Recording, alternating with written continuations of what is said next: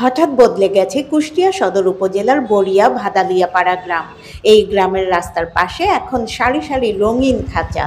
প্রায় 5 কিলোমিটার রাস্তার দুই পাশে সারিবদ্ধভাবে লাল সবুজ প্লাস্টিকের খাঁচার মধ্যে 2000-এর বেশি তেজপাতা, দারুচিনি সহ বিভিন্ন ধরনের মশলার গাছ রোপণ করা হয়েছে।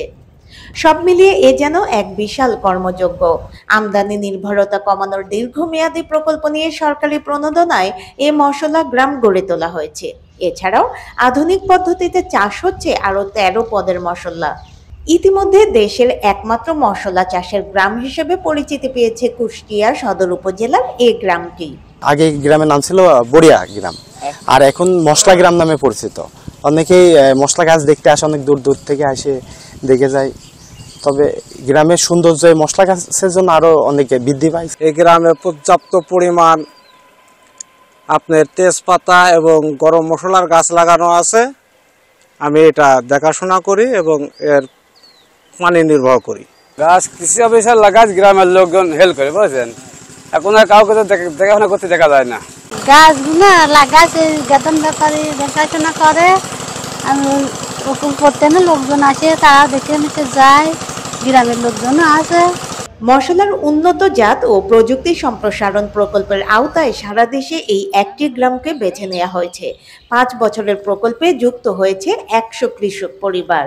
মশলার উন্নত জাত ও প্রযুক্তি সম্প্রসারণ প্রকল্পের মাধ্যমে এই মশলা গ্রাম একটি পাইলট একটি প্রজেক্ট, যেটা হচ্ছে আমাদের কুষ্টিয়া সদর উপজেলার বটতল ভাদালিয়াপাড়া গ্রামে বাস্তবায়িত হয়েছে, যেটা বাংলাদেশের মধ্যে একমাত্র মশলা গ্রাম।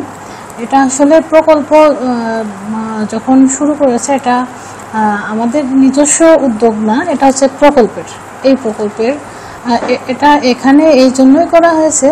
আপনি একটা কথা বলেন যে এটা বাংলাদেশের মধ্যে একমাত্র একটি, এটা এই চিন্তা ভাবনা থেকে করা হয়েছে। আমাদের এই কুষ্টিয়া সদর উপজেলার এই কুষ্টিয়া জেলার মধ্যে এই জায়গাটি হচ্ছে আশেপাশের বিভিন্ন জেলার, মানে বাংলাদেশের এই পার্শ্ববর্তী জেলাগুলোর একটা সেন্টার পয়েন্ট, ঠিক আছে।